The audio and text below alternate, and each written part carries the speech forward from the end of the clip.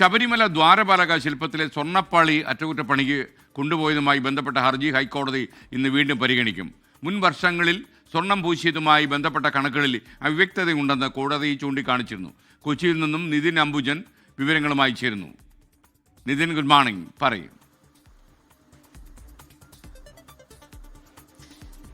Good morning. Devaswom കമ്മീഷണറോ അല്ലെങ്കിൽ ഹൈക്കോടതിയോ അറിയാതെ സ്വർണ്ണപ്പാളി അറ്റകുറ്റപ്പണി കൊണ്ടുപോയതിൽ ഹൈക്കോടതി നേരത്തെ തന്നെ കടുത്ത അതൃപ്തി അറിയിച്ചിരുന്നു. കഴിഞ്ഞ ദിവസങ്ങളൊക്കെ തന്നെ ഇതുമായി ബന്ധപ്പെട്ട ഹർജി പരിഗണിക്കുമ്പോൾ ഹൈക്കോടതി ഭാഗത്തുനിന്ന് മാത്രം അതൃപ്തിയൊക്കെ തന്നെ അറിയിച്ചിരുന്നു. ഇതിൽ ദേവസ്വം ബോർഡ് അടക്കം മറുപടി നൽകേണ്ട സാഹചര്യമുണ്ടായി. എന്തായാലും 1999 തന്നെ ഈ ദ്വാരപാലക ശില്പങ്ങളിൽ ഇത്തരത്തിൽ പരമ്പരാഗത രീതിയിൽ സ്വർണം പൂശിയതിന് തെളിവുണ്ടെന്നാണ് ഹൈക്കോടതി വ്യക്തമാക്കിയിരിക്കുന്നത്.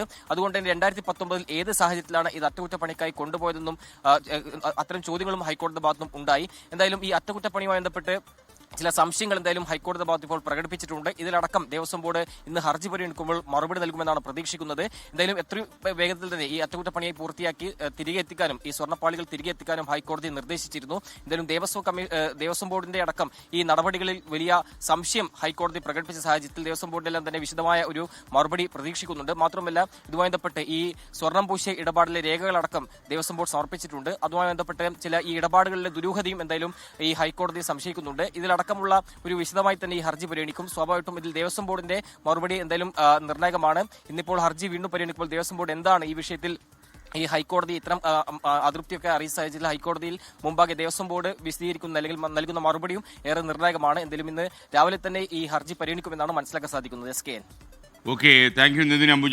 ലോകത്തെവിടെയായാലും ഏത് സമയത്തും 24 വാർത്തകളും ഓഗ്മെന്റഡ് റിയാലിറ്റി പാക്കേജുകളും എക്സ്പ്ലെയിനറുകളും വിശദമായി കാണാൻ ഞങ്ങളുടെ യൂട്യൂബ് ചാനൽ നിങ്ങൾക്ക് സബ്സ്ക്രൈബ് ചെയ്യാം.